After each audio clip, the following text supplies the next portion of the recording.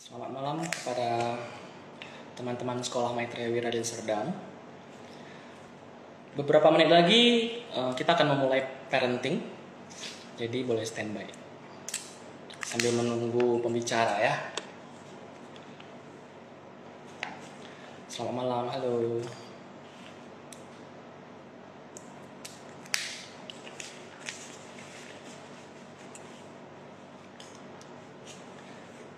Kita sama-sama tunggu pembicara dulu.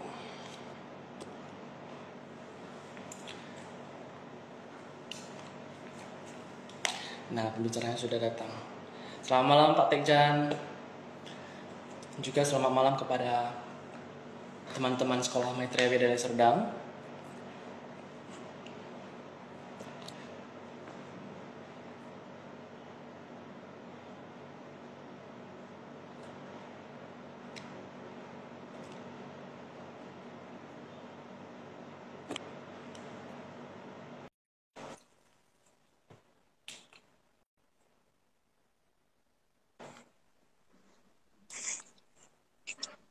Halo. Malam Pak Tekjan. Ya, malam. Mau pakai ser apa mau? Hah? Di sini mau pakai ser apa mau pakai Pak? Terserah ya. Brother juga boleh, bro. Nggak terbiasa saya ya.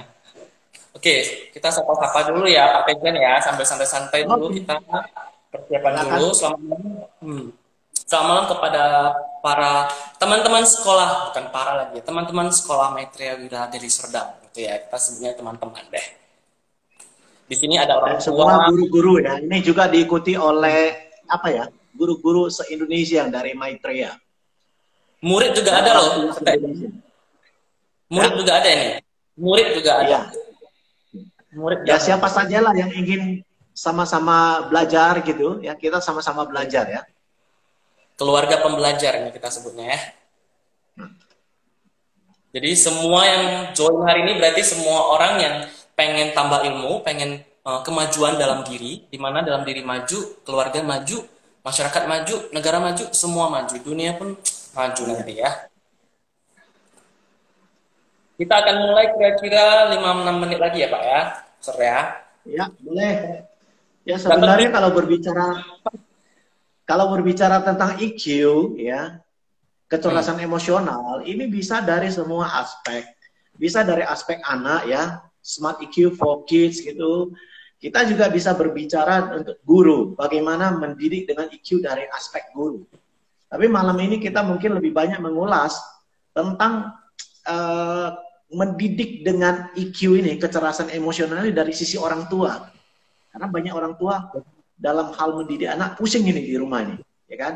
Dan bukan hanya karena masalah online aja, bukan masalah online aja. Nanti kita bahas ya bersama-sama, kita masih nunggu, waktunya belum sampai, mungkin kita say hello dulu dengan para orang tua, ya kita sebut aja para orang tua ya, karena ini nasional juga ya. Jadi para orang tua saja. Mungkin dan calon-calon orang tua terkait Jan, mungkin aja kan dia calon-calon. Jadi mungkin aja mereka ikut mau prepare dulu. Ya, jadi kalau yang sudah gabung mungkin ada yang dari Ketapang, dari Pontianak, dari Bali, dari mana ya, ketik aja Bali bergabung, hadir gitu ya. Iya, benar, boleh hadir, ya. Kemudian kalau misalnya IG Live ini kan biasanya kan cuma sekitar di bawah 1 jam ya, atau 1 jam. Kalau ternyata pembahasan kita belum selesai, jadi mungkin ya para orang tua, para parents ya, para peserta itu bisa masuk kembali. Kita akan buka kembali dan Anda boleh masuk kembali ya untuk menyambung yang belum selesai. Kalau seandainya dalam 1 jam pembahasan kita selesai, mungkin kita akan tambah. Kita akan buka kembali mungkin kira-kira 15 menit atau berapa menit gitu untuk selesaikan itu. Benar, karena Instagram ini susah ditebak. Kadang dikasih bonus malahan kayak Jan. Dikasih bonus sejam lebih. Iya. Karena ada pembatasan-pembatasan teknologi ya. Ya mungkin dia batasi ya 1 jam atau apa. Kalau misal mau panjang ya harus berbayar atau gimana, kita nggak ngerti lah. Sekarang Selat Panjang udah bergabung. Nah, Selat Panjang masuk itu tadi. Selat Panjang. Coba dibaca dulu. Selamat malam Selat Panjang. Selamat bergabung. Di sini orang tua, guru, murid semuanya ya gabung ya. Jadi Iya, ramai iya. nih. Jam 65 nih kita baru bukanya. Oke, selamat halo semuanya. Semua pada wave.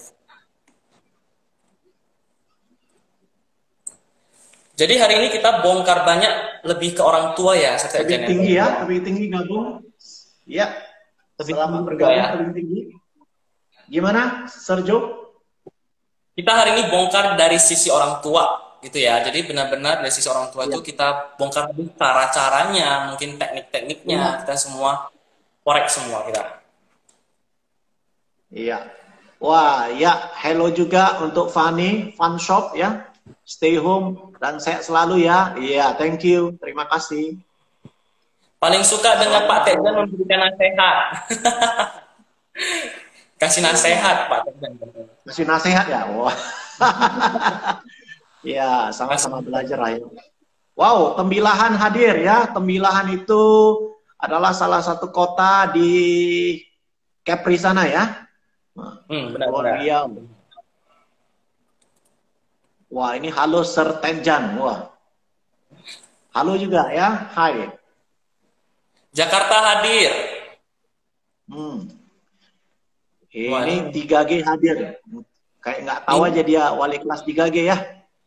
saya balik kelas 3 G lapor dulu dia. Hai juga Kira- Wilbert. Selamat malam untuk semua. Ini siswa juga hadir ini. Iya, ini semua satu paket Pak Tejan pokoknya. Nah, yang siswa takutnya nanti mereka dengar mereka tuntut orang tuanya gimana Stajan ini. Nah, itu adalah risiko ya. Bangka Belitung hadir. Wah, Selat Panjang hadir. Oke. Selamat malam Wah, semua. selamat malam Pak Jo, Sertekjan, Bengkalis hadir. Wah, luar biasa sekali malam ini. Ini adalah webinar nasional ini ya. Grogi saya jadinya hari ini. Hadir, Tembilahan, Palembang hadir, Ketapang hadir, ya. Terima kasih atas partisipasinya. Malam ini kita semakin bersemangat untuk sharing, untuk saling belajar. Ya, Benar-benar. mudah-mudahan bisa memberikan inspirasi ya. Pasti bisa, pasti bisa. Lali hadir, ya, Miss Yanti ya. Terima kasih. Hadir. Bengkalis, ya, oke. Di sini sebenarnya guru-guru kita, Sektejan, mereka dengar, mereka guru, tapi mereka juga satu sisi mereka orang tua. Sebenarnya mereka juga Ya, sambilan benar di rumah itu bisa mengajar. Benar itu, ya. Pekanbaru hadir. Oke, gimana Sergio? Kita 1 menit Udah. lagi kita mulai ya, biar kita juga on time mulainya. Jadi bagi teman-teman yang baru join, sekedar info bahwasanya Instagram ini kan waktunya terbatas, kemungkinan hanya 1 jam, bahkan bisa lebih. Jadi ketika pembahasan kami sampai setengah belum habis, itu kami pasti lanjut lagi. Jadi boleh kembali di join lagi, jangan sampai live setengah-setengah sayang. Nah gitu, sekedar info. Oke, Stejan, kita mulai aja ya. Saya penasaran kenapa tiba-tiba Stejan itu memutuskan untuk mengangkat topik ini. Apa karena zaman sekarang, zaman now yang masa pandemi ini, para orang tua itu agak-agak emosional kayaknya saya rasa sebagai guru ya, sering emosional di rumah. Karena saya melihat sendiri rumah saya gimana itu. Kenapa pakai topik ini? Kenapa pilih topik ini? Ya, sebelumnya selamat malam untuk para orang tua semua, para guru, para pendidik, dan siswa yang ada ikut juga ya. Selamat malam untuk Anda semua. Dan malam ini kita saling belajar ya sesuatu tentang webinar parenting, dan kita ambil topik mendidik dengan EQ ya, emotional quotient. Dan kenapa topik ini ya? Tadi pertanyaan Sergio, apakah karena memang banyak orang tua sekarang ini ya kurang stabil secara emosional atau sering marah-marah, sering ngamuk-ngamuk tak jelas, tak tentu gitu? Saya pikir ya ada relasinya juga ya. Bahkan saya ada mendengar ya dan melihat bagaimana di Facebook, di medsos ada anak-anak sampai buat puisi. Karena pembelajaran online ini buat puisi. Puisinya kira-kira seperti ini. Beli baju di Pekanbaru, beli celana di Kota Palu. Wahai corona, cepatlah berlalu, sebab mamaku tak cocok jadi guru. Jadi kena gimbal tuh. Jadi anak-anak libas terus ya. Jadi ini juga corona memberikan kesempatan pada orang tua untuk bisa merasakan juga bagaimana sebenarnya sulitnya dan penuh tantangannya profesi guru. Bukankah begitu para guru? Para guru pasti setuju itu ya. Pasti setuju tuh Pak, dalam hati. Ya, jadi kita begini ya, kita angkat topik ini ya, karena memang zaman now ini banyak orang tua itu secara emosional memang ya ada sedikit banyak tekanan lah ya. Bisa banyak hal, termasuk dari sisi finansial, perekonomian lah ya, karena memang pandemi ini berimbas kepada hampir semua aspek kehidupan manusia. Ya termasuk perekonomian ya, negara untuk skala negara saja itu bisa bingung juga cari solusi gitu. Ya termasuk juga kita juga khawatir berlebihan, karena rasa khawatir itu juga bagian dari emosional. Bagaimana kecerdasan emosional itu EQ itu kita harus bisa mengendalikan perasaan-perasaan di dalam diri kita, memahami, menyadari ya, dan mengendalikan perasaan-perasaan kita secara natural gitu.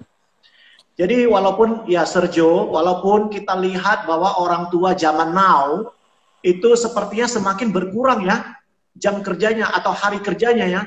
Misalnya dulu kita itu kerja dari Senin sampai Sabtu. Tapi mungkin 10 tahun belakangan ini kan hari kerja itu tinggal 5 hari. Banyak perusahaan-perusahaan atau termasuk perbankan itu kan Sabtu sudah tidak masuk kan. Jadi hari kerja berkurang. Tapi kenyataannya bahwa orang tua itu yang juga sebagai para pekerja itu tugas-tugas dan tantangan serta target itu makin banyak, semakin besar. Sehingga justru kalau kita hitung dari jam kerjanya yang lebih panjang, bahkan sampai ada yang bawa pulang ke rumah sampai malam, sampai menyelesaikan kerjaan-kerjaan kantor dan sebagainya, itu mengakibatkan waktu para orang tuanya dengan anak mereka, atau yang kita sebut dengan quality time, waktu kebersamaan berkualitas dengan buah hati mereka, atau komunikasi yang terbangun dengan buah hati mereka, itu jadi persoalan serius. Ini semua adalah masalah-masalah di emosional kita. Ya, membangun sebuah hubungan emosional yang mesra, yang harmonis, ya, yang baik dengan buah hati kita atau dalam keluarga kita. Makanya saya berpikir mendidik dengan EQ ini ya kita penting sekali. Kita harus menyadari dulu sebenarnya apa sih kecerdasan emosional itu, gitu loh, Sergio. Benar-benar. Jadi kita juga setejan karena ini kan kita banyak orang tua yang mungkin belum pernah ikut seminar bahas EQ dan lain-lain. Mungkin setejan bisa kasihku kira-kira kata yang mewakili si EQ itu apa sih sebenarnya EQ? Yang saya tahu IQ, EQ, emosional. Emosi, apakah marah-marah? Emosional itu artinya EQ itu gimana? Ya, kalau kita mendefinisikan secara sederhana, banyak orang berpikir ya EQ itu ya tentang masalah kita marah-marah aja gitu, tak bisa kendalikan dan kontrol emosi gitu. Memang itu adalah salah satu bagian dari EQ ya, tapi bukan hanya melulu itu, karena berbicara tentang EQ atau kecerdasan emosional, yang disebut dengan emosional kita itu kan banyak, itu perasaan kan, emosi kita kan, bukan hanya masalah emosi marah, tapi juga emosi itu bisa dari emosi kita khawatir, agak takut, sedih, bla bla bla, itu semua juga bagian dari emosi. Bagaimana kita memahami, mengendalikan gitu loh, ya. Jadi EQ atau kecerdasan emosional itu adalah kemampuan kita untuk mengidentifikasi dan untuk memahami emosi-emosi diri kita sendiri dan emosi-emosi orang lain, serta dapat mengekspresikan, ya, mengungkapkan emosi kita itu secara alamiah, tidak meledak-meletup gitu, stabil. Berarti, gitu. berarti seperti ini setuju nggak? Bahwasanya dari dulu saya berpikir emosi itu negatif, maksudnya emosi itu yang marah-marah. Tapi setelah dengar sekejap saya jadi tahu emosi itu rupanya bukan emosi itu negatif, tapi emosi itu dibagi lagi, ada emosi negatif dan emosi positif, begitu ya? Oh iya betul. Kalau kita emosi kita lagi bahagia, kita lagi senang, wah itu kan emosi positif. Kita lagi bersemangat, ya hati kita lagi full gitu ya, full. Ya itu juga dari suasana mood kita kan, suasana hati kita ya. Jadi begini. Oke. Ada pertanyaan atau dari Sergio? Ini saya kira orang tua pasti sudah ngerti emosional itu berarti ada dua ya, yang positif dan negatif. Jadi gimana kita mengendalikan emosi kita itu EQ di sana. Jadi saya ada tanya beberapa orang tua atau ada orang tua yang private chat saya, pengen tolong dong tanyakan Sergio, kira-kira Stejan tuh gimana sih cara membentuk atau membangun emosi anak, IQ-nya itu dari sejak dini. Sedangkan dia belum Oh pandai iya, apa-apa. oke. Kalau saya mengacu kepada seorang pakar, yaitu Joshua Friedman, itu COO-nya dari Six Second, itu mengatakan bahwa anak-anak itu, IQ itu adalah pertama-tama dibangun, dibentuk, ya itu dari keluarga dia. Keluarga itu adalah ring pertama. Orang tua itu adalah guru terutama, guru pertama, guru terbaik bagi anak-anak mereka. Dan ya IQ itu seperti memiliki itu pedang ya, itu efek pedang ganda, tahu pedang ganda ya, atas bisa kena, bawah bisa kena. Artinya apa? Orang tua itu bisa menjadi coach atau pelatih, coach yang baik buat anaknya. Kalau IQ orang tuanya bagus, anaknya otomatis ya, ataupun 90% IQ-nya juga akan bagus. Tapi kalau IQ orang tuanya jongkok, saya pakai istilah ya, jongkok, maka ya atau rendah, maka otomatis anaknya juga IQ-nya itu rendah. Itu ada riset pada 119 keluarga ya, kesimpulannya begitu ya. Jadi anak-anak itu sangat terpengaruh oleh level IQ orang tuanya. Makanya malam ini kita penting sekali untuk belajar bagaimana mendidik dengan IQ, terutama kita memahami diri kita, bagaimana kita punya kecerdasan mengelola emosional kita dalam diri kita. Ya, jadi orang tua juga bertanya ya kira-kira ya, orang tua yang keluarga yang bagaimana, yang ciri-cirinya ber-IQ rendah. Contoh, ya misalnya keluarga yang seperti bagaimana itu IQ-nya rendah. Ya, apakah orang tua yang tidak stabil, sering marah-marah, itu ciri-ciri orang tua keluarga yang ber-IQ rendah. Itu ada salah satu, itu hanya salah satu. Orang tua sering marah-marah, tidak stabil. Tapi ciri-ciri yang lain ada juga. Ciri-ciri keluarga yang ber-IQ rendah, pertama, itu di dalam keluarga itu kurang adanya apresiasi atau penghargaan.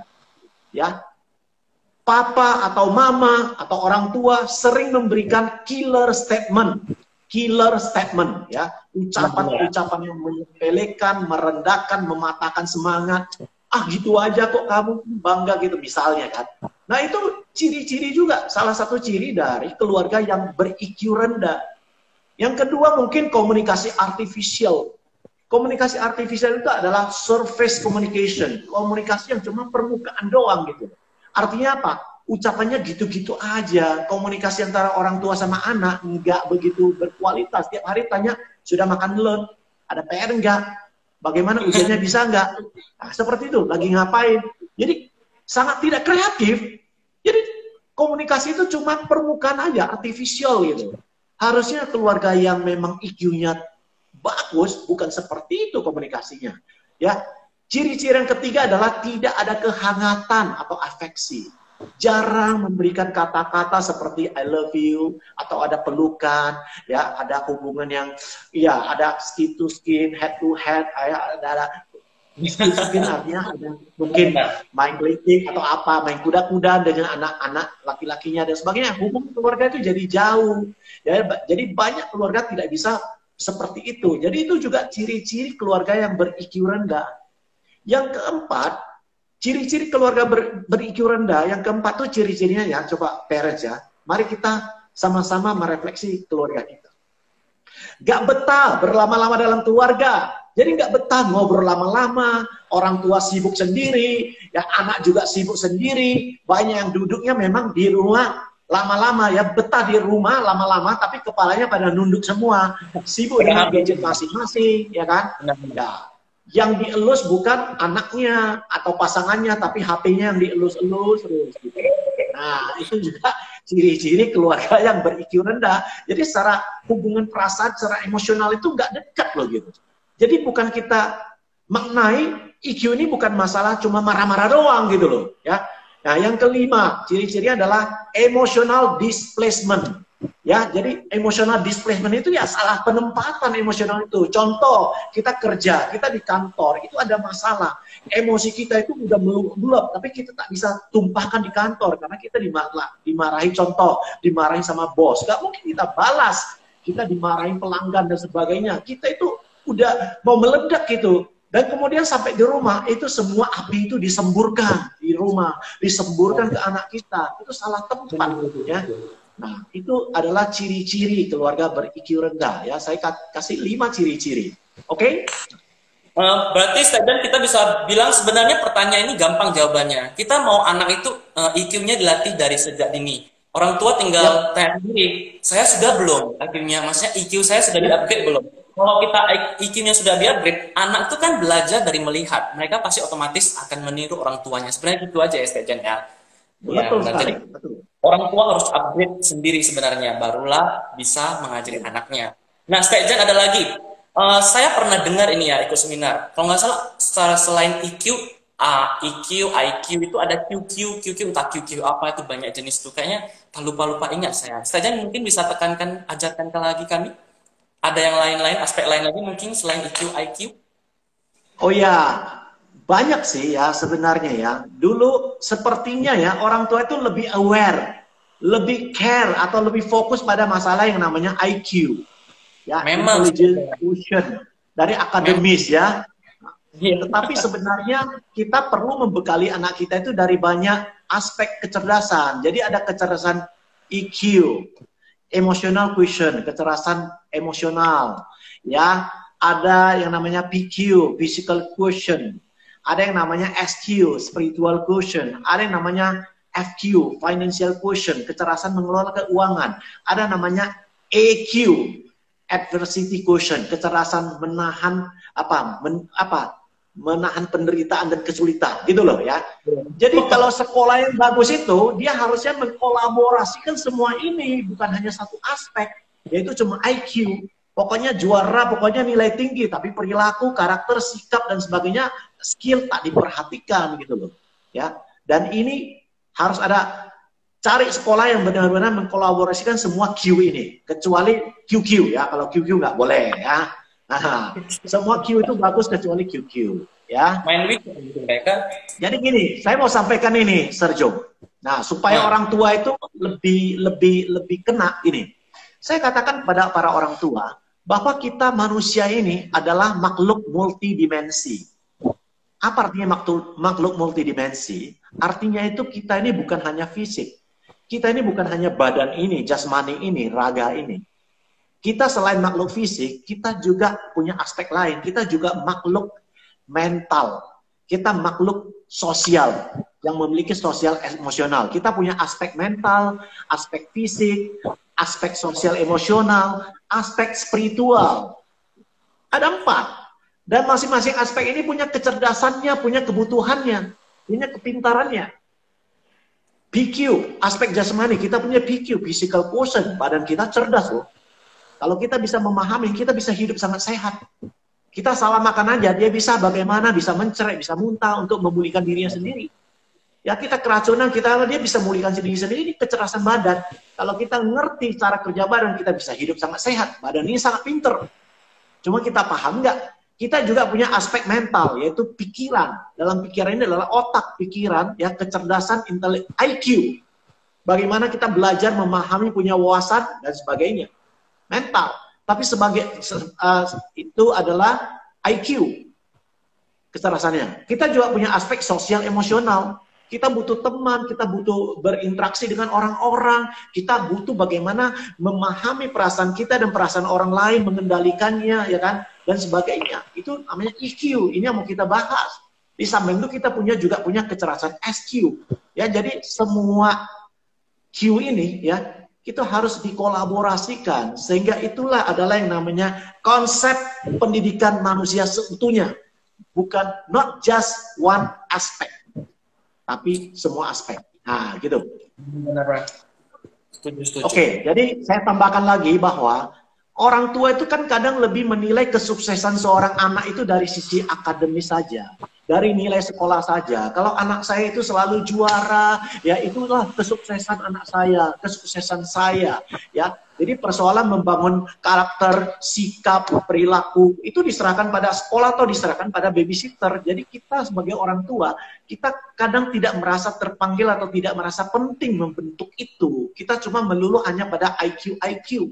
Padahal saya mengatakan ya, lihat banyak orang tua bangga, oh anak saya pinter loh, anak saya IQ-nya 130 loh, jenius loh, anak saya juara umum loh. masa depannya gimana? Ya, karena kesuksesan hidup bukan masalah IQ doang. IQ itu pengaruhnya cuma 15%. 85% itu ditentukan oleh karakter dia. 80% itu ditentukan oleh IQ dia. Jadi pendidikan IQ itu menurut Daniel Goleman tahun 95, yaitu yang mencetuskan tentang teori IQ ini, bukan IQ menentukan kesuksesan seorang anak, tetapi EQ, 80% itu menentukan. Jadi pendidikan IQ itu dimulai dari rumah. Saya kasih contoh, bagaimana Pak Anthony Del Martin, seorang pakarnya IQ, itu pernah melakukan penelitian ya terhadap sekelompok anak. Itu IQ-nya tinggi-tinggi loh. Itu di atas 120, itu kategori jenius. Tetapi apa yang terjadi adalah bahwa nilai matematika mereka itu jeblok. Do, re, mi, fa, sol. Nilainya cuma 1, 2, 3, 4, 5. Nggak ada yang nilai 9, 10. Kenapa? Padahal IQ-nya itu di atas 120. Jadi mari kita lihat kesimpulannya apa. Bahwa pembelajaran itu, nilai itu, walaupun IQ tinggi, tapi kalau secara IQ dia tertekan, dia marah, dia emosi, ya nilainya juga anjlok. Mungkin dia benci sama gurunya, dia sebel sama temannya, dia dibully, dia dikerjain, dan sebagainya. Itu bisa membuat seorang anak walaupun IQ dia tinggi, dia tidak sukses. IQ itu jauh lebih berperan dan berpengaruh gitu loh. Ya, IQ bukan jaminan anak Anda sukses atau nilainya bagus, tapi IQ-nya itu penting. Intinya mungkin kamu boleh pakai yang istilah Mandarin, maksudnya segala aspek tuh gak boleh terlalu banyak, juga gak boleh kurang, semua itu harus balance seperti itu. Jadi kita juga bisa mungkin ya, kalau saya sebagai anak ya dari kecil, mungkin orang tua ya, khusus orang tua, mungkin ini curhatan seorang anak ini, curhatan seorang anak. Mungkin ketika kita kecil, kita tuh kalau juara, orang tuanya senangnya minta ampun setejan, dikasih, mau beli mainan, mau, enggak, sepeda, mau. Tapi kalau anaknya bisa minta maaf, anaknya bisa mengalah, anaknya bisa intinya melakukan kebaikan, itu nggak pernah dihargain, cuma biasa lewat-lewat saja. Mungkin karena nggak dihargain itu mereka merasa ya IQ-nya jadi berkurang. Dia cuma fokus, oh orang tua saya cuma suka IQ kayaknya, suka kepintaran. Mungkin membuat mindset mereka mungkin menjadi seperti itu ya. Mungkin kalau dari saya ya sebagai anak ya. Ya inilah adalah salah satu dari kekhilafan orang tua ya. Jadi kita hanya berfokus pada IQ. Padahal anak itu banyak kelebihannya, banyak keunikannya, banyak kepintarannya. Kita tidak lihat ada anak yang dia itu punya etika yang sangat bagus, sangat ramah, sangat sopan santun. Yang senior datang dia tetap ada panggil. Ya, ada yang ya di dalam quote and quote ya kurang ajar, misalnya tidak ramah sama orang, tamu datang dia cuek dan sebagainya. Ada yang jiwanya helpful, suka membantu papa mamanya, dan sebagainya. Ada yang memang dia anaknya sangat hormat, respect pada orang tua. Itu kadang tidak terlalu diperhatikan sama orang tua gitu, dan bukan merupakan hal yang penting. Padahal itu adalah dasarnya loh dari pendidikan manusia itu di situ. Benar. Iya, jadi itu curhatan kita sebagai anak. Mungkin orang tua bisa lebih aware dengan jangan cuma angka, tapi dengan sesuatu yang kebaikan kecil, sekecil apapun, bahkan setejan ya. Jangan cuma yang besar, tapi yang kecil. Dari yang kecil itulah baru akan tumbuh menjadi karakter. Setejan, ini kita ada dari orang tua, dia mau bilang pertanyaan bukan, dia mau curhat. Dia bilang, benar gak? Dia tanya, benar gak? Kita orang tua, kita tuh takut anak-anak itu jadi gimana ya, asal-asal. Kita takut anak-anak itu jadi suka pokoknya terlalu banyak mikir, jadi kita kan main HP belajar, takutnya anak itu ngapa-ngapain aja, jadi kita jadi membatasi ruang gerak mereka. Itu benar apa enggak? Ya benar sih, bahwa orang tua itu kan, kita itu kan terlalu banyak khawatirnya, terlalu banyak ketakutannya, takut anak kita nih nanti jadi. Padahal secara para ahli mengatakan kebanyakan kekhawatiran dan ketakutan di dalam diri kita itu tidak terbukti. Ya, hampir 90% apa yang kita khawatirkan dan kita takutkan selama ini itu tidak terbukti. Kadang kita terlalu nakut-nakuti diri kita sendiri gitu loh. Sehingga kadang kita jadi membatasi pola mendidik anak kita itu. Jadi terlalu banyak membatasi, ini tak boleh, itu tak boleh, ini dilarang, itu dilarang. Jadi yang boleh apa?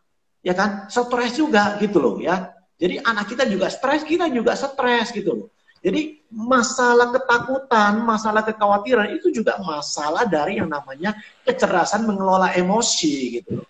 Ya, jadi anak itu kadang tidak bertumbuh sebagaimana seharusnya dia, ya dia kreativitas dia tidak bertumbuh, rasa percaya diri dia tidak bertumbuh karena dari pola didik, pola mendidik yang tidak cerdas emosi ini, itu bisa membuat anak kita tidak memiliki citra diri yang positif, sehingga dia tumbuh menjadi seorang remaja atau seorang manusia yang minder, tak percaya diri, tak berani ini, tak berani mencoba itu. Kenapa? Karena udah dibentuk dari orang tua yang terlalu banyak khawatir, terlalu mengekang, membatasi, terlalu ya melarang ini, melarang itu. Nanti kita akan jelasin beberapa jenis orang tua dan pola mendidik anak ya.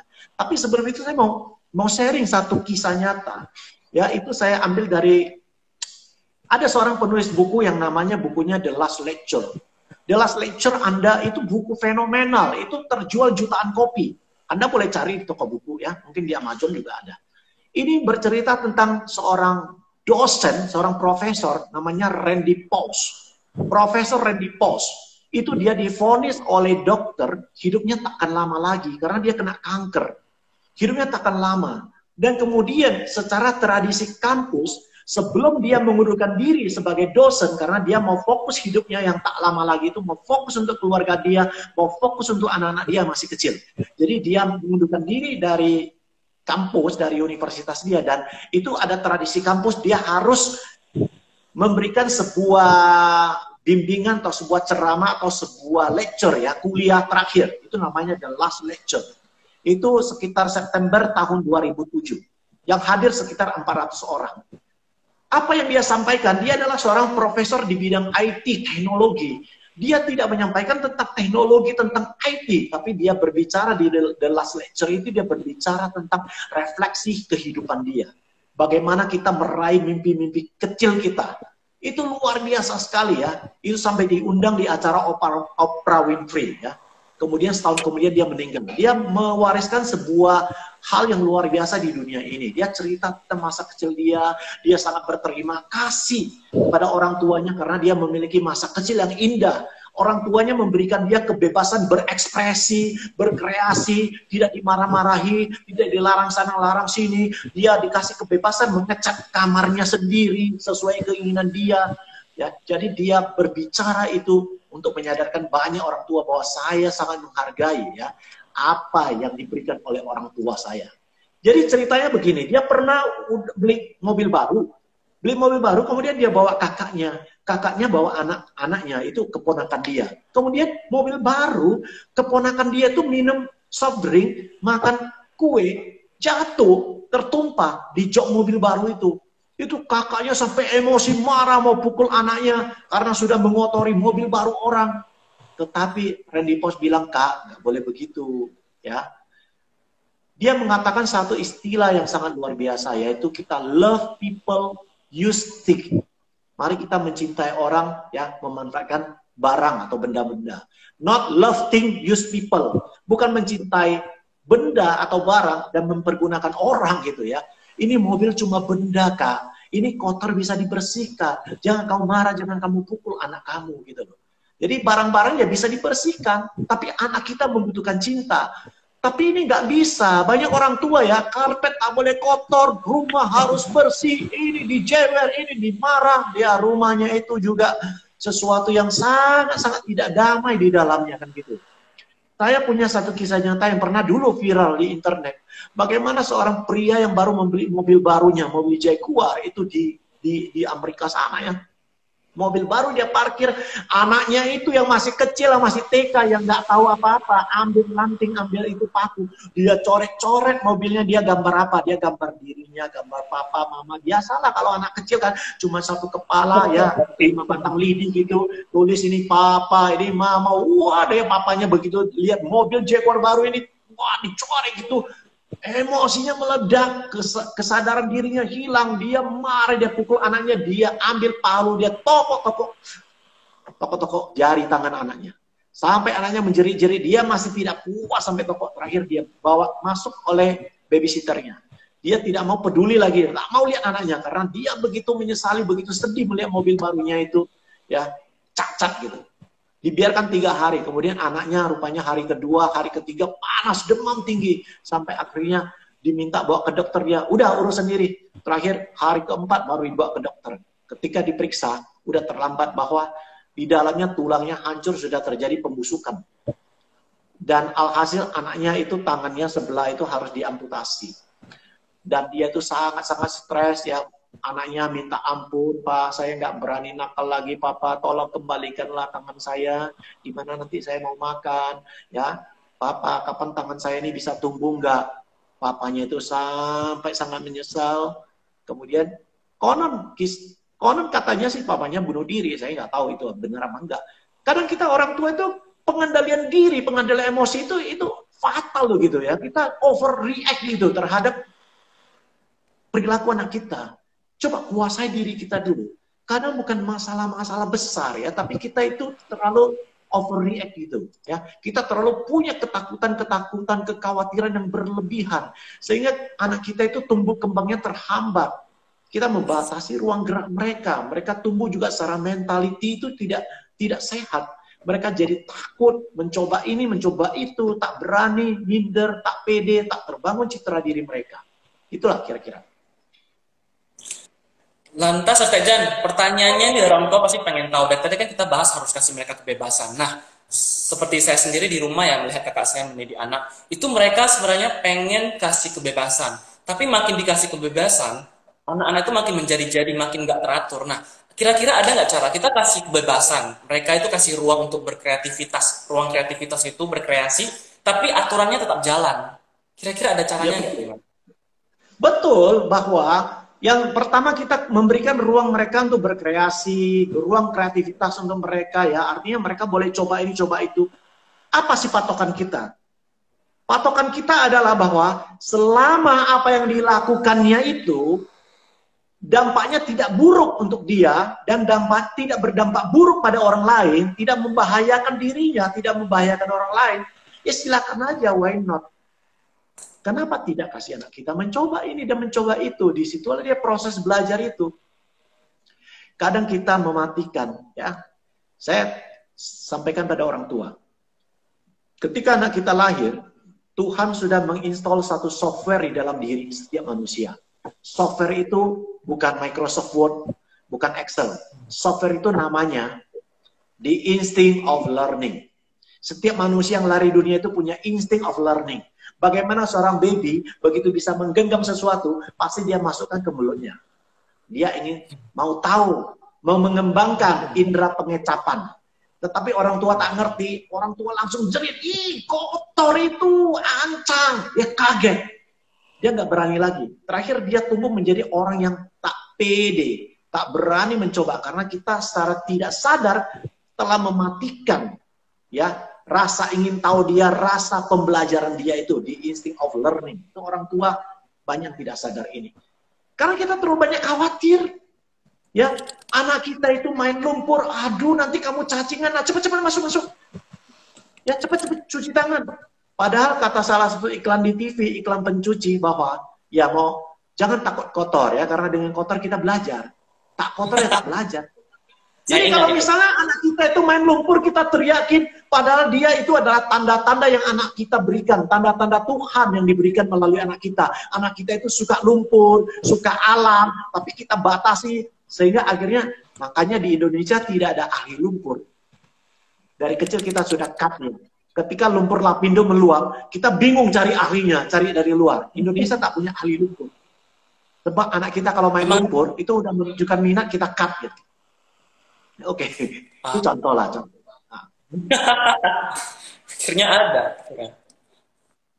Nah, jadi gini, ini saya tambahkan satu. Kita kenal kan Mickey Mouse, penciptanya siapa? Walt Disney ya.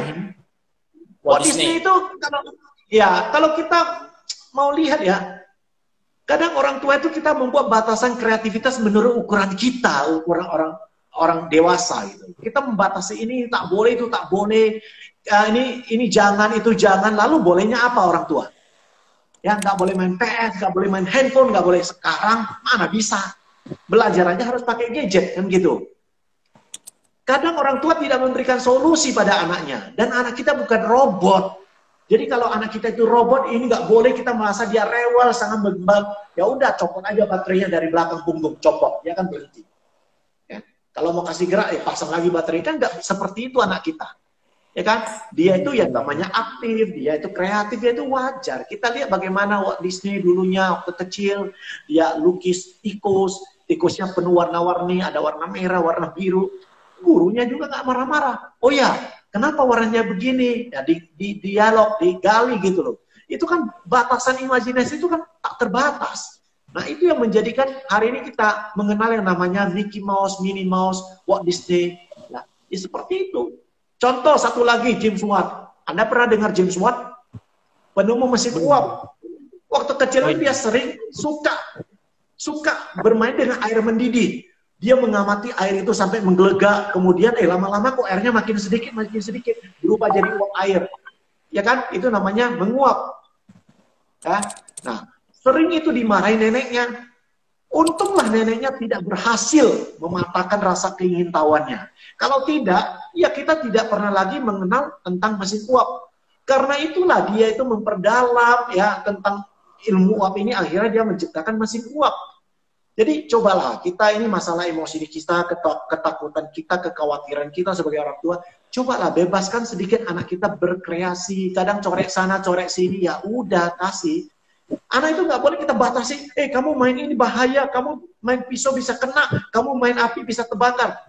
Saya mau tanya semua Bapak Ibu yang malam ini dengar webinar ini. Siapa di antara Anda yang waktu kecil tidak pernah terluka? Siapa di antara Anda yang waktu kecil tidak pernah terbakar sama api? Semua kita harus pernah mengalami minimal 1 kali. Sehingga kita punya pengalaman dan disimpan di otak. Itu berbahaya, kan gitu.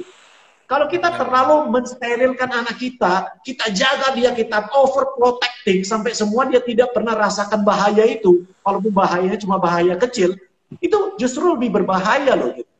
Ya, jadi coba kita jangan terlalu banyak kekhawatiran gitu.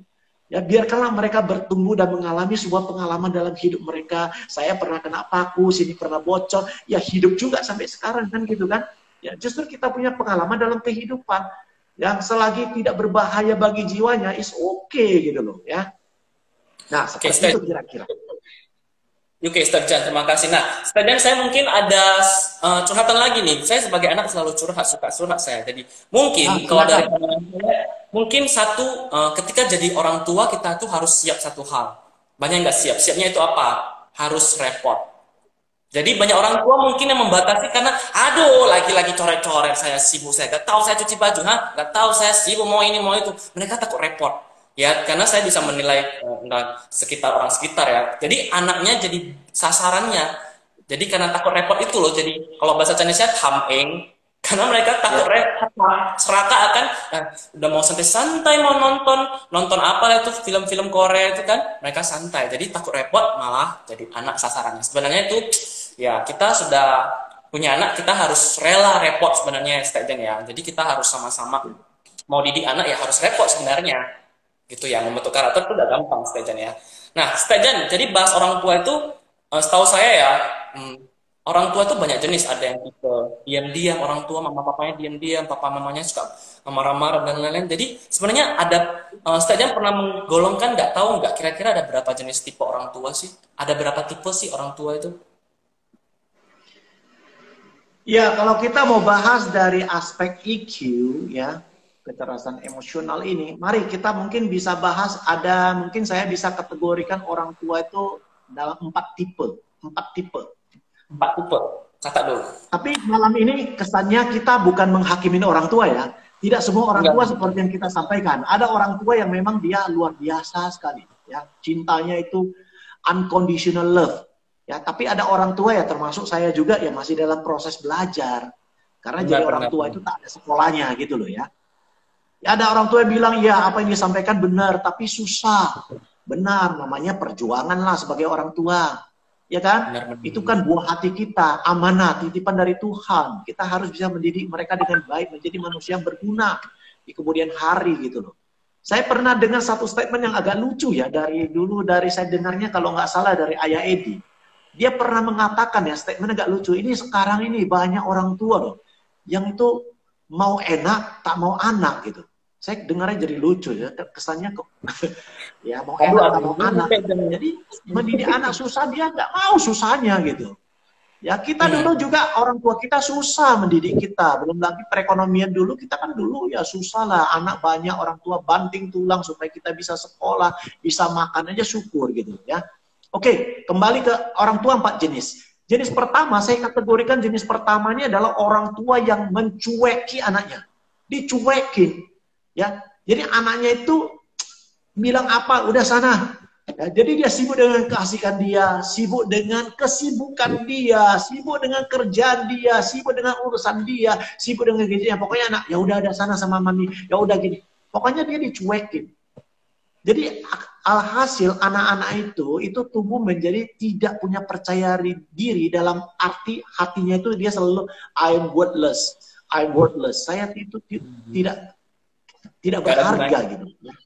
Jadi dia bisa menjadi minder, menjadi orang yang mencari perhatian yang salah, dengan cara-cara yang aneh. Kadang dia sengaja buat sesuatu yang membuat papa mamanya marah. Karena dia sebenarnya ungkapan bawah sadarnya itu saya mau cari perhatian. Ada anak yang sengaja itu loh, remaja, balapan sepeda motor. Dia bukan tak tahu berbahaya, tapi dia sengaja. Buap jatuh, patah tulang, masuk rumah sakit. Udah 3 kali dia masuk rumah sakit. Dokternya bilang, kamu kenapa sih bolak-balik? Apa kamu nggak sakit? Ya sakit lah dokter. Lalu kenapa kamu mau gitu? Ya karena dengan begini, baru papa mama saya punya waktu untuk saya. Baru bisa memperhatikan saya. Coba bayangkan bagaimana sedihnya kita mendengarkan kata-kata kalimat seperti itu. Ya. Jadi kadang orang tua tidak sadarnya menjadi orang yang sangat cuek. Dan mereka merasa mereka jadi orang tua hebat karena anak saya mau apa saya fasilitasi, saya berikan. Padahal mereka tidak menuntut itu. Dia butuh perhatian, butuh kasih sayang, butuh dihargai, butuh didengarkan, butuh quality time dengan orang tua dan sebagainya. Nah, itu adalah tipe orang tua yang pertama, ya. Itu namanya dismissing parent, ya. Dismissing parent itu tipe pertama orang tua yang mencueki anaknya. Tipe kedua adalah rejecting parents. Apa sih rejecting parent? Orang tua yang serba menolak dan melarang. Apapun itu anaknya bilang, anaknya minta, anaknya mohon, dilarang. Ini tak boleh, itu ditolak semua.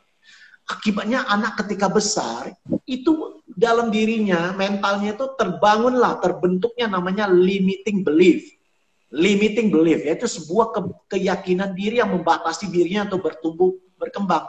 Anak ini tak berani untuk mengambil resiko, ya, tak berani untuk mencoba apapun karena dari kecil sudah terbentuk sebuah alam bawah sadar. Udahlah, nanti semua juga tak boleh, semua dilarang, ya. Jadi kadang orang tua itu tidak sadar bahwa anak mereka menjadi begitu itu karena didikan dia.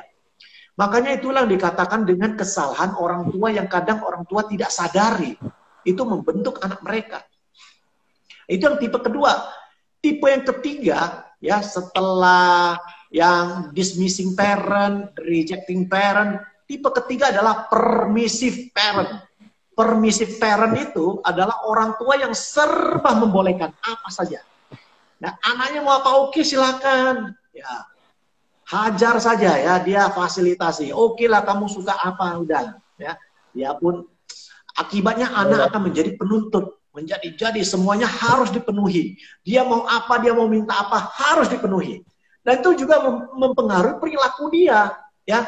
Nah, jadi temannya juga nanti nggak banyak karena dia selalu mau diikuti kemauannya gitu loh, ya. Ya, itu juga salah satu kesalahan orang tua, misalnya memberikan mainan tanpa mempertimbangkan efek psikologi dan perilaku anak. Pak, minta beli ini ya, dibelikan juga mobil-mobilan, walaupun mobil-mobilan, tapi bisa gas di jalanan juga, ya, bisa nabrak juga, ya kan, padahal usianya masih kecil, ya. Kadang, ya semua dikasih gitu loh, karena memang dia mampu. Tapi bukan kayak gitu. Nah, itu tipe ketiga. Tipe keempat, nah ini yang paling bagus. Yang tadi itu kan ada sisi-sisi yang kurang bagus. Ini yang bagus adalah tipe keempat.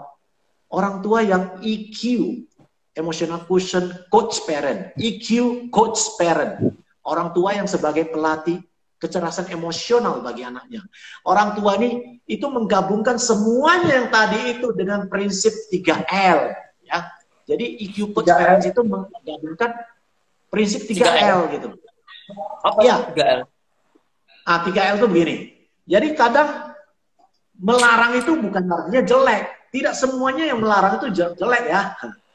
Tidak semua yang memperbolehkan itu juga jelek. Jadi makanya dia harus balance. Ya, jadi EQ coach parent itu menggabungkan 3L. L pertama adalah listen, dengarkan. L pertama listen. Itu jadi beda ya cara orang tua kita, yang kita kan timur ya. Orang tua dunia timur dengan orang tua dunia barat itu beda. Kalau orang tua di dunia barat sana itu lebih mau mendengarkan. Inilah kekuatan orang tua barat.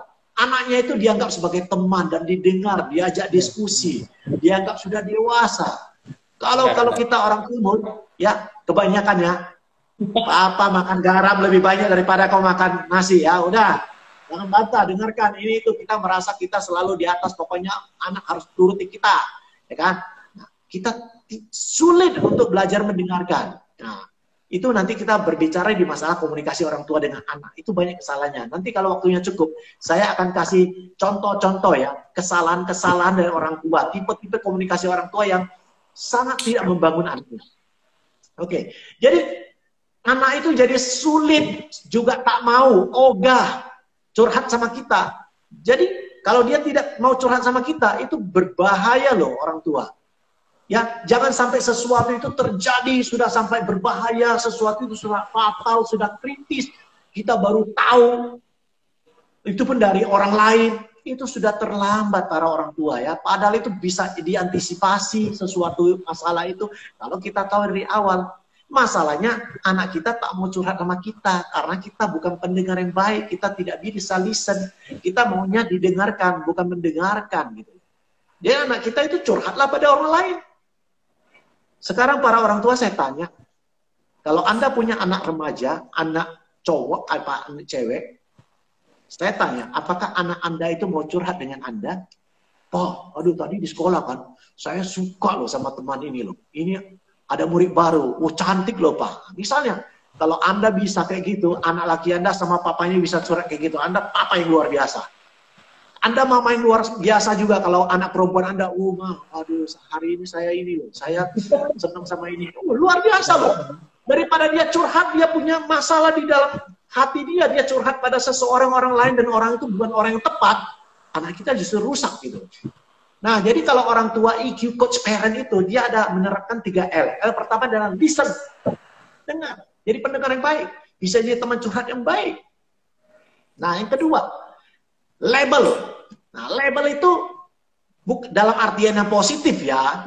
Dalam arti yang positif. Label itu adalah coba kita mengajak untuk memaknai sesuatu. Ada sebuah peristiwa, ada sebuah kejadian. Mari coba kita ajak anak kita untuk melabel, memberi makna.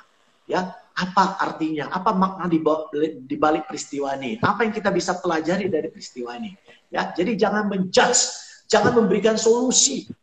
Belum tentu anak kita butuh solusi. Biarkan dia ngomong, baru kita, oh begitu ya nak. Kamu mau dengarkan pendapat mama? Nah, baru kita, kamu mau dengarkan pendapat papa? Kalau misalnya papa di dalam posisi kamu, papa mungkin ya, papa akan begini. Ya, karena begini. Soalnya kan kalau kita pikir-pikir, positifnya begini, negatifnya begini. Kita tidak menjudge, kita tidak mengarahkan. Tapi kita ajak diskusi, dia berpikir, dia bisa ambil keputusan sendiri. Nah, itu melabel, menarik makna, mencari makna dalam setiap peristiwa dan kejadian. Itu orang tua yang EQ coach parent. Ya, banyak orang tua pikir, wah ini gampang-gampang susah ini ya. Ya, tidak ada, there is no freelance lah, tidak ada makan siang gratis, semua harus ada upaya. Saya kasih contoh, anak Anda yang anak kecil aja, anak SD aja datang ke mamanya, nah, pensil merahku diambil orang, mah. Mamanya bilang apa? Mamanya bilang, ya, bisa aja kan, jadi mamanya bisa aja bilang, bukannya kamu hilangkan. Masa kamu bilang diambil orang? Pensil merahku diambil orang, mah. Anaknya ngotot kan. Lagian kamu sih menaruhnya sembarangan. Itu kan contoh percakapan orang tua yang ngejudge. Kamu naruhnya sembarangan sih? Enggak kok, waktu aku ke toilet masih ada. Saya tidak taruh sembarangan. Terus mamanya bilang lagi, barang-barangmu itu diambil orang melulu. Sudah berapa kali? Coba, mama sering. Kan sering kita begitu kan? Tadi kita begitu. Mama sekali bilang, simpan barang-barangmu di laci. Kamu sih nggak mau perhatikan. Apa yang terjadi anaknya? Ah, mama resek. Dia nggak ada solusi. Dia jadi juga nggak enak kan? Tidak membangun. Harusnya bagaimana? Jadi bagaimana seharusnya? Kalau anak Anda begitu, oh dia datang, mah, pensil saya hilang. Tunjukkan perhatian dengan satu kata. Kadang itu, ya, anak nggak usah disalahkan, nggak usah dinasehati. Oh ya, gitu ya, gitu aja, dengarkan aja dulu, ya, itu sudah sangat membantu anak-anak ya. Ucapan Anda ditambah dengan sikap perhatian Anda menyimak, mendengarkan, itu adalah ajakan bagi anak Anda untuk menjelajahi pikiran dia, perasaan dia, dan bahkan akhirnya anak itu bisa menemukan solusi untuk permasalahan sendiri. Nah, contoh, kalau dia datang, mah, pensilku diambil orang, mamanya bilang, oh, ya, terus anaknya pasti ngomong lagi. Padahal sebelum ke toilet, aku letakkan pensilnya di atas meja loh, Ma. Tapi ada yang mengambilnya. Mamanya, gitu ya. Nah, kita nggak usah dicat saja. Kemudian dia ngomong lagi, sudah 3 kali loh, Ma, pensilku diambil orang. Mamanya pun, waduh, iya ya. Lalu apa lagi? Anaknya, aku tahu, Ma, mulai sekarang pensilku kusimpan baik-baik di dalam laci meja aja. Nah, begitu dong kata mamanya. Kan lain kan? Orang tua yang tipe tadi pertama dengan dialog yang tadi saya contohkan tipe kedua hanya begitu ya. Beda. Kalau kita bisa kendalikan ya secara emosional perasaan kita, itu efeknya sangat beda bagi anak kita. Ya, jadi 3L, L pertama adalah listen, L kedua adalah label, ya, memberi makna terhadap sebuah peristiwa, tidak bukan hanya mencari solusi. Yang ketiga, L ketiga adalah limit. Ada gimana? Dr. Ejan, ini saya akan dulu ya karena takutnya sudah 1 jam. Jadi bagi orang tua kalau 1 jam nanti tiba-tiba out, boleh kembali lagi. Kita akan buka lagi karena Instagram kan durasinya 1 jam, tapi mungkin lebih. Ya, jadi kita akan lanjutkan. Semoga ada yang terekam kasih bonus. Oke, silakan. Yang terakhir, Dr. Ejan, limit. Pembahasan makin hot ini. Ya, limit. L ketiga limit. Jadi ada hal-hal tertentu kita jadi orang tua harus juga bisa mengatakan no. Mana yang boleh, mana yang tidak itu jelas. Karena bagaimanapun anak itu perlu belajar tentang prinsip dan nilai. Anak itu harus belajar juga tentang batasan-batasan, norma-norma, etika, value of life. Ini harus, nah pokoknya gitu ya. Jadi nggak semuanya suka-suka dia, semau gue, nggak bisa. Ya tidak boleh ada pembiaran juga untuk hal-hal yang bersifat nilai, prinsip, etika, norma, aturan itu enggak. Ya jadi itulah orang tua dengan EQ, coach EQ ya. Jadi anak itu tidak kebablasan. Jangan sampai anak kita itu tidak ada batasan-batasan dalam hidup ini. Itu bisa sangat berbahaya. Coba ketika dia terjun ke masyarakat, waktu dia kerja sama orang, dia kerjanya seenaknya, ada batasan kok. Dia kadang masuk, kadang tidak, suka-suka dia terlambat, kan bahaya. Jadi kita harus mengajarkan hidup itu begini. Jadi ada nilai-nilai, prinsip-prinsip mana yang harus, mana yang yes, mana yang no. Itu namanya limit. Nah itulah orang tua dengan EQ coach parent ya. Benar, banyak sekali. Oke, Stajan, kira-kira limit ini ada penjelasan lagi limit ini? Ya, jadi juga ya kita juga harus kontrol diri kita. Jangan sampai kita tak bisa kendalikan diri, kita terbawa kemarahan. Ya, mungkin kemarahan itu dipicu oleh masalah di kantor kita. Kita bawa sampai ke rumah, kita lagi bete, lagi jengkel, dari kesal, dari gusar. Lantas kita bawa di rumah, anak kita lagi main, lagi ribut, kita langsung bentak dia. Overacting, berlebihan. Itu ya padahal bukan masalah ributnya, tapi faktor di dalam diri kita yang tak bisa kita kendalikan ya. Jadi coba, padahal ada cara-cara yang lebih baik. Mungkin kita terganggu oleh anak kita dan kita memang lagi suasana bad mood, kita boleh ngomong baik-baik pada anak kita ya. Papa lagi mau istirahat ya, boleh nggak kecilin suaranya, atau boleh nggak main di luar dan sebagainya. Nah, itu orang tua yang bisa, yang memang punya EQ, kecerdasan emosional yang tinggi. Dan kita bisa memberikan contoh pada anak kita seperti itu. Dan apapun kita pada saat sedang marah-marah misalnya. Marah-marah kita itu jangan asal marah-marah, tapi marah-marah yang bisa memberikan sebuah solusi kepada anak kita. Jangan cuma taunya marah-marah doang, tapi ya solusinya apa, maunya kita apa, itu harus jelas. Ya. Soal kita marah-marah, kamu pikir kamu sudah hebat ya, jangan nanti besar kamu mau jadi apa, bla bla bla. Kita mengumbar emosi kita habis-habisan. Ini kayak main sinetron aja saya tadi. Isinya cuma marah-marah, terus solusinya apa? Nah itu contoh orang tua yang jongkok IQ-nya. Akhirnya bisa timbul efek berantai. Kalau kita selalu tak bisa kendalikan emosional kita, diri kita, perasaan-perasaan kita yang negatif, yang pusat, itu bisa balik ke diri kita loh. Kita marah-marah. Saya kasih contoh, ini sebuah lelucon ya. Nah contoh, seorang bos, ini marah-marah, dia masuk ke tempat kerja dia, ini bos loh. Bos masuk ke tempat kerja, ke perusahaan dia, ke toko dia, ke company dia, itu ketemu customer yang lagi ngamuk. Customer itu marah-marah, maki-maki si bos dengan kasar. Si bos ini juga, aduh itu customer, saya nggak boleh balas. Tapi dia itu kesel banget, dia bete, dia bad mood, dia gusar. Dia itu berapi-api sih sebenarnya di dalam. Tapi berusaha dipendam. Kemudian dia masuk kantornya, dia marah. Apa yang terjadi? Istrinya telepon. Istrinya begitu baik. Istri yang sangat mencintai dia. Istrinya telepon. Halo sayang, saya lagi mau ke pasar ini. Sayang mau makan apa nanti malam, my dear? Biar saya masakkan, ya. Mau beli apa? Dia lagi marah, istrinya telepon, mau nanya lagi mau makan apa. Dia bilang, masa apa sajalah. Masa kamu jadi istri aja tidak tahu saya suka makan apa. Itu telepon. Jadi si istri itu yang istilah Hokkiennya, bahasa Hokkiennya itu Hosim Holujim, ya kan? Itu dia ngamuk juga. Saya baik-baik nanya dia mau makan apa, mau masakin untuk dia, mau beli bahannya. Masa dimarah kayak gitu? Ada masalah apa sih? Istrinya juga terbakar secara emosional gitu. Mungkin sama-sama kecerdasan emosionalnya nggak tinggi. Dia tuh meledak juga. Api membara di dalam dada, bergemuruh di dalam jiwa, ya kan? Akhirnya dia juga mau lampiaskan juga sama siapa, dia sedang terbakar, anaknya pulang, anaknya pulang dari sekolah, anaknya tunjukkan, ma, lihat ini raport saya, ma. Raport saya, kali ini saya dapat 8, ma, lihat. Biasanya cuma dapat 5, ya kan? Ini dapat 8. Mamanya bilang, 8 kepalamu, sana pergi mandi, pergi makan. Anaknya pun kesal juga, biasa dapat 6 aja dielus-elus kepala, ini dapat 8 malah kena bentak. Dia juga disemburkan api itu oleh mamanya. Masuklah ya, si anak juga terbakar lah ya di dalam dada. Dia juga marah. Kok gitu aja kok tanpa angin, tanpa hujan dimarah gitu. Dia juga kesal, dia bete. Anjing kesayangan dia datang. Biasanya bermain-main, loncat-loncat ya kan. Dia datang, dia lompat, mau peluk. Rupanya si anak itu lagi marah. Disepak anjingnya itu. Buah, kena kepalanya, terkain-kain. Anjing itu juga disemburkan apinya, anjingnya sekarang membara, anjing yang marah, ya.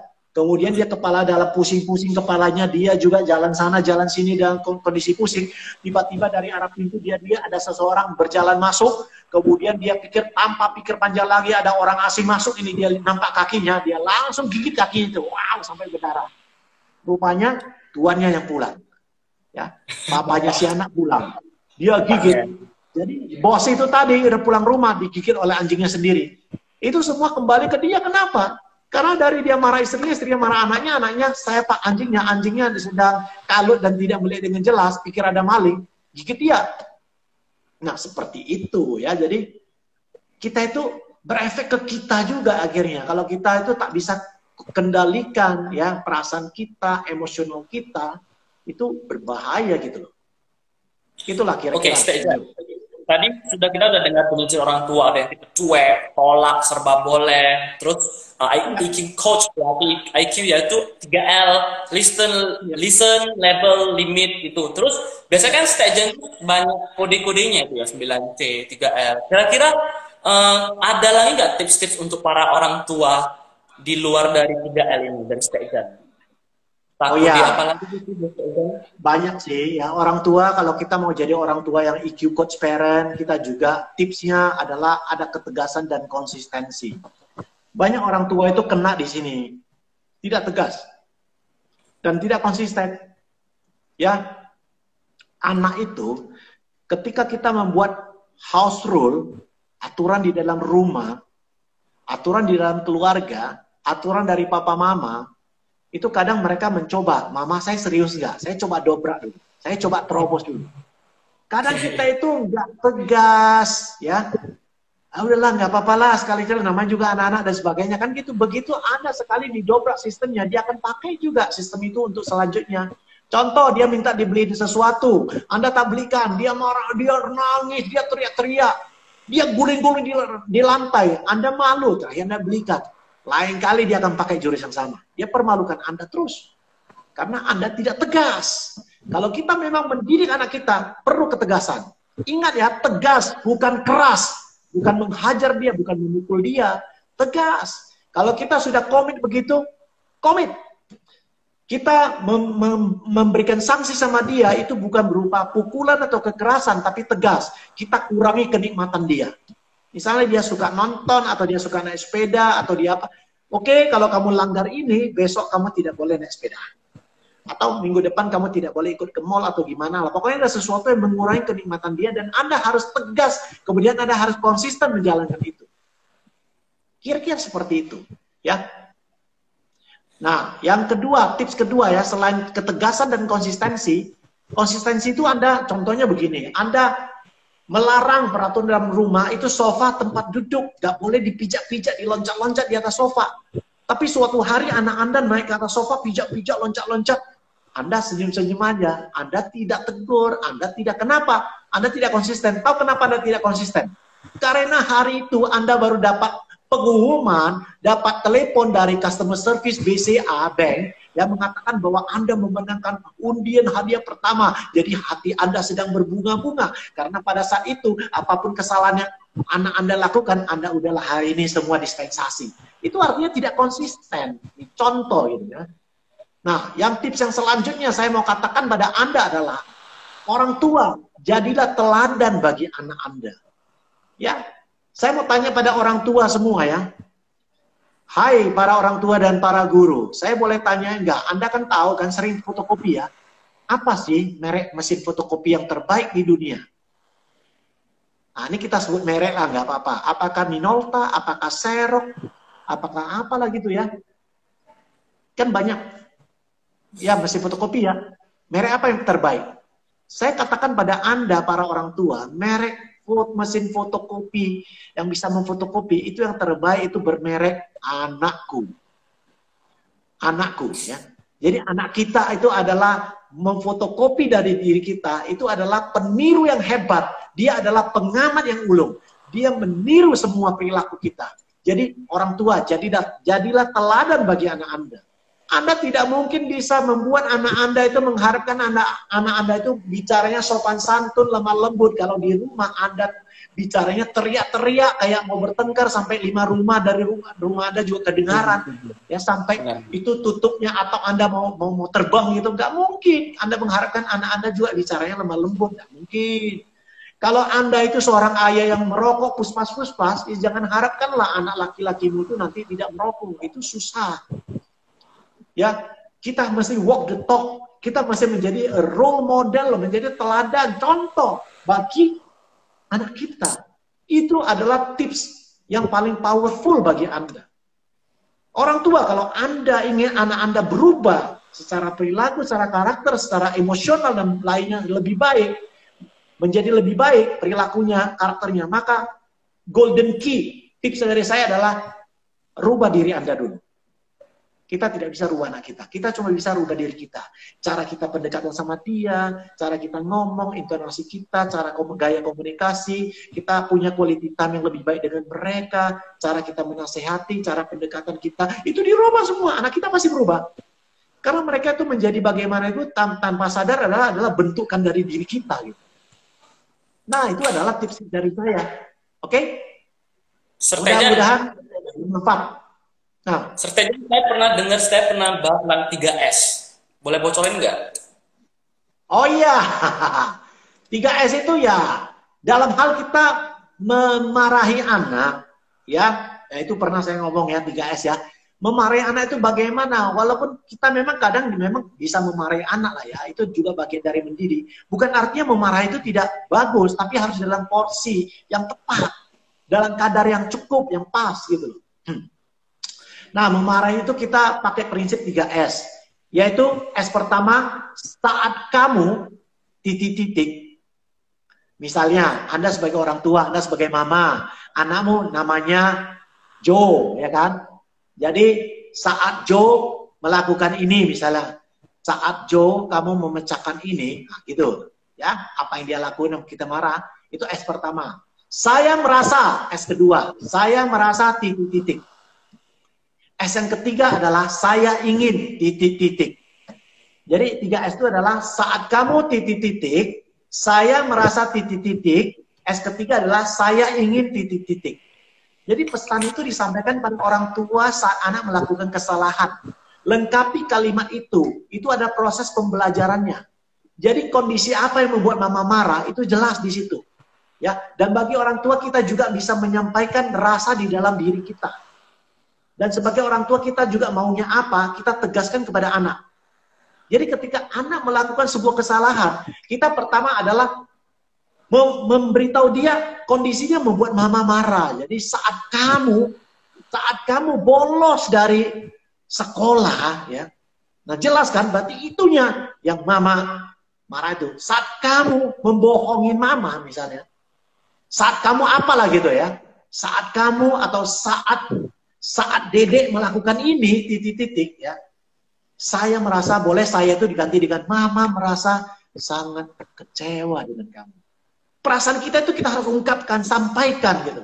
Itu adalah sebuah proses pembelajaran bagi anak. Kita bisa menyampaikan rasa dalam diri kita. Mama kecewa, mama marah. Tapi tidak dengan memukul. Ya. S ketiga baru, mama ingin atau saya ingin titik-titik. Mama ingin kamu itu ya, berani untuk berkata jujur. Berani untuk mengakui, bla bla bla gitu. Jadi kita itu maunya apa, kita juga tegaskan pada anak kita. Nah, ini tips untuk memarahi.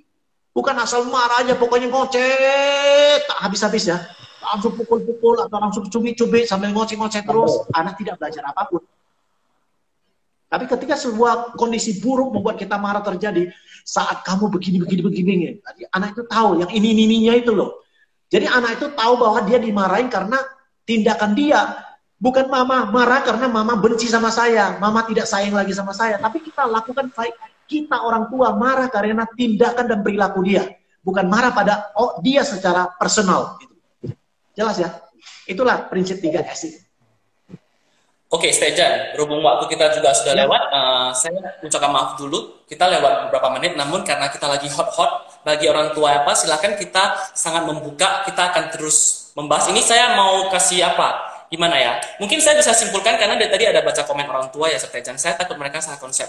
Mungkin melatih EQ itu bukan berarti kita tuh nggak bisa emosi, kita tuh nggak bisa marah, kita tuh nggak bisa apa. Mungkin bagi kalau dari pengertiannya ya saya dengar dari Stejan, mungkin semua orang tuh pasti wajar bisa emosi, bisa marah. Tapi gimana saringan EQ ini? Saya menganggap EQ ini sebagai saringan. Saringan yang keluar ini bagaimana? Action kamu setelah kamu nampak anak gitu, kamu emosi marah, emosi negatif, apa yang kamu lakukan? Mungkin seperti itu ya Stejan. Bukan, oh saya marah, berarti saya EQ-nya jelek dong. Mungkin bukan seperti itu ya Stejan ya. Takut orang tua salah konsep. Tapi action setelah kita mau marah itu apa? Mungkin seperti itu.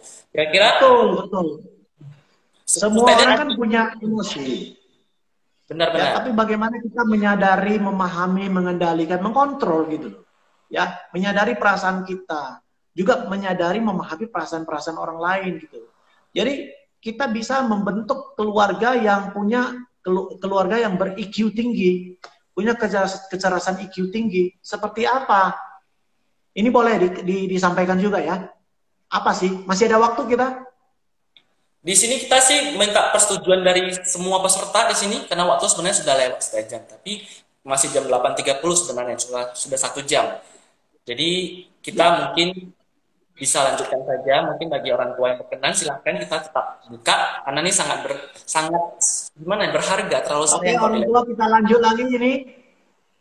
Lanjut ya. Lanjut aja. Nah, saya kasih ciri-ciri lah. Ciri-ciri keluarga yang ber-EQ tinggi, emotional quotient-nya tinggi, kecerdasan emosional tinggi.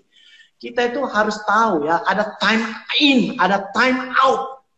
Time in itu ketika kita emosional, tarik diri ke belakang, jangan langsung meledak. Kita tahu, kita sadar, saya lagi marah nih. Saya lagi marah, tapi jangan lepaskan dulu. Kita time out dulu. Kita tarik di belakang, kita istirahat dulu. Kita juga boleh izin sama pasangan kita, atau kita minta izin sama anak kita, atau udah kita jangan selesaikan dulu itu. Mungkin Anda minum air dulu, karena air memadamkan api. Mungkin Anda pergi mandi dulu, ya kan? Dingin, mungkin pikirannya bisa lebih dingin, lebih fresh. Atau mungkin Anda pergi sholat, pergi sembahyang dulu, tenangkan hati dulu, ya kan? Baru nanti diselesaikan. Jangan langsung pada saat api membara itu, karena kita bisa mengeluarkan kata-kata yang sangat sadis gitu. Ya. Jadi ada time in, ada time out. Itu ciri-ciri keluarga ber-IQ tinggi. Ingat ya, emosi kita itu punya pattern, emosi kita itu punya pola, yaitu yang saya sebut dengan HAL. HAL itu adalah HALT. HALT itu adalah pola emosi kita itu adalah pada saat HALT. H adalah hungry, A adalah angry, L adalah lonely, T adalah tired. Yaitu kita akan sangat-sangat kurang stabil ketika kita hungry, kita lapar, kita angry, kita marah, kita lonely, kita kesepian, kita tired, kita letih, kita lelah. Itu bahaya. Jadi kita harus memahami ini pada saat kita hungry, angry, lonely, tired. Itu coba lebih hati-hati gitu loh ya. Ada time in. Time in itu, ya, tadi time out. Time in itu coba diskusikan ketika ada sesuatu yang tidak menyenangkan sebelum jadi besar. Ya. Misalnya apa, ada yang kurang beres pada anak. Jangan dibiarkan saja, tapi dibicarakan. Banyak orang tua yang merasa tidak enak membicarakan dan membiarkan sesuatu itu terjadi. Gitu. Itu contoh, ya ciri-ciri keluarga yang ber-IQ tinggi. Yang kedua, ya setelah ada time in dan time out, yang kedua adalah appreciative and supportive. Ya, macam kita pacaran dulu dah, ada banyak kata-kata apresiasi, kata-kata penghargaan, kita menghargai gitu kan. Ini jomblo kok senyum-senyum gitu. Jadi waktu pacaran itu ada apresiasinya. Hasilnya ya mungkin bukan heboh, tapi proses itu membuat perubahan. Jadi hargai juga prestasi yang non-akademis. Supaya harga diri anak kita bisa ditumbuhkan. Jangan hal-hal hanya akademis, kalau dia juara kita kasih apresiasi, kasih pujian. Tapi kita bisa memuji ya dalam kadar yang pas semua hal. Ya, hal kecil yang dilakukan anak kita kita puji. Itu adalah ciri-ciri keluarga ber-IQ tinggi. Ada apresiatif dan suportif. Yang ketiga, mau tahu dan mau peduli. Ya, jadi itu menanyakan apa yang terjadi, kita gali, kita explore, kita dengarkan, tunjukkan bahwa kita tertarik pada masalah anak kita. Itu ada namanya teknik 5 menit. Berikan waktu Anda. Walau hanya 5 menit, ya, tapi kita fokus, kita dengarkan, ya, kita masuk semua aktivitasnya lepaskan dulu, ya. Jadi menghabiskan waktu bersama-sama dengan buah hati Anda. Jangan masing-masing sibuk sendiri, gitu loh, ya. Jadi itu mau tahu dan mau peduli itu adalah teknik 5 menit. Yang keempat, keluarga itu punya selera humor, ada fun-nya, ada waktu tertawa bersama, gembira bersama, bisa seloro, bisa joking, gitu. Jangan mukanya surut-merut, cute-cute, ya kan, carut-marut gitu. Ya, muka papanya juga mengerikan pulang dari kantor gitu. Ya, jangan ya. Jadi ada goda-godanya juga di dalam keluarga, bisa sama anak juga bercanda. Itu ciri-cirinya. Oke, lanjut. Sertejan, pertanyaan terakhir ini penting pertanyaannya. Banyak orang tua tadi saya baca komen ini, mereka pakai konsep seperti ini. Nggak bisa loh, saya tuh memang sudah bawaan orang tua. Buah itu jatuh nggak bakalan jauh dari pohonnya. Jadi apalagi Sumatera kita susah mengendalikan. Kita sudah bawaan keluarga, keturunan, sudah emosian. Itu gimana Stejan mau? Saya cuma katakan bahwa susah itu bukan artinya tidak mungkin. Apakah kita tidak mau memutuskan mata rantai? Yang kita dari kecil sudah mendapatkan sebuah pola didikan yang dulu kita waktu kecil dididik orang tua, kita merasa stres, kita merasa marah, kita merasa sangat sakit hati ketika kita dipukul contohnya ya. Nah, hati kita berdarah, tapi apa yang kita tidak suka masa kecil kita itu kita ulangi pada anak kita. Atau kita nggak maukah kita membuat generasi setelah kita, yaitu anak-anak kita dan kemungkinan cucu kita, itu punya kualitas kehidupan yang lebih baik, karena atas sebuah didikan yang lebih baik. Itu adalah pertanyaan saya, bahwa memang nggak ada hal yang mudah di dunia ini. Ini perlu sebuah proses, perlu sebuah perjuangan. Kita juga jangan cepat menyerah. Bahwa oh saya sudah begitunya, itu berarti Anda membatasi diri Anda. Tidak ada orang yang tidak bisa berubah kok. Berubah itu adalah sesuatu yang bisa dilakukan. Siapa saja. Bukan masalahnya bisa atau tidak. Masalahnya adalah mau atau tidak mau. Itu dia.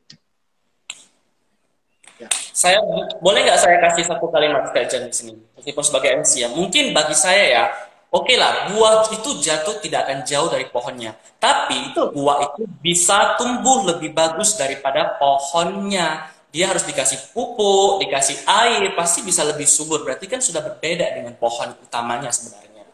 Itu adalah salah satu perspektif.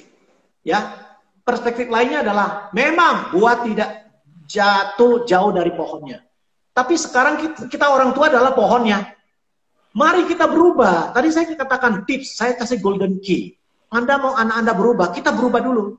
Kita sebagai orang tua atau sebagai istilahnya analoginya pohon, kita jadi orang tua yang lebih sabar, lebih penuh cinta, lebih care.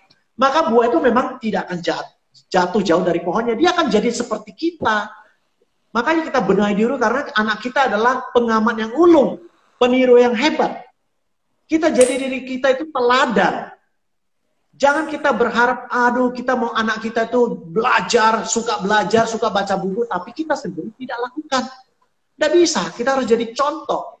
Nah, sekarang kembalilah. Pilihan itu di tangan kita. Life is a choice. Hidup ini adalah pilihan. Tidak ada siapapun yang bisa memaksa diri kita mau melakukan apa saja. Tidak. Tapi diri kita. Itu pilihan kita. Ya, jadi ini hanya berupa sharing, ya. Sharing, kalau kita ingin melakukan sebuah pembaharuan, sebuah perubahan yang lebih positif dalam keluarga kita, dalam cara kita mendidik, mari kita tantang diri kita. Mari kita melakukan sebuah perubahan dari diri kita.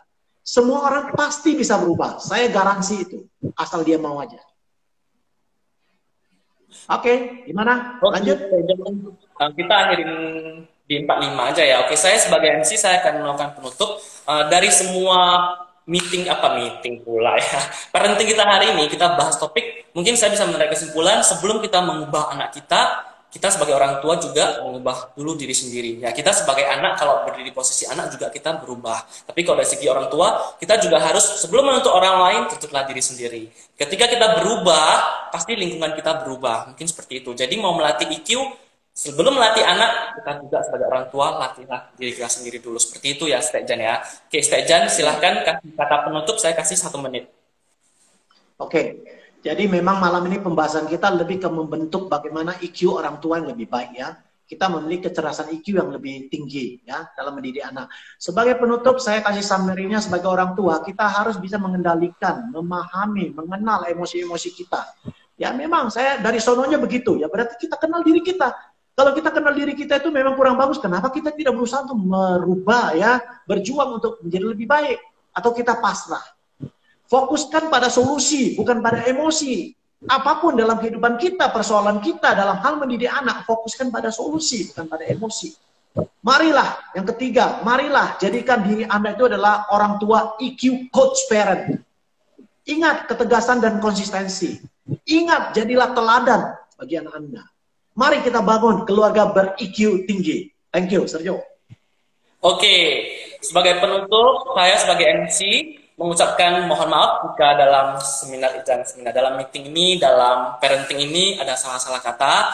Kami tidak menjudge, kami cuma sharing pengalaman. Semoga apa yang di-sharingkan hari ini dapat bermanfaat menjadi mustika. Ingat, menjadi mustika, jangan harta. Kalau harta itu cuma disimpan, mustika itu dipakai terus. Jadi berharap bisa jadi mustika untuk para orang tua agar bisa menjadi orang tua luar biasa di luar sana. Sehingga dari keluarga, masyarakat, negara, bahkan dunia pelan-pelan akan menjadi lebih baik lagi. Oke, terima kasih kepada semua peserta, termasuk peserta lagi ya. Semua orang tua, semua murid, semua audiens, teman-teman Sekolah Maitreya Wira Deli Serdang atas sudah menonton, karena sudah menonton kami. Cukup sekian ya, Stekjan ya.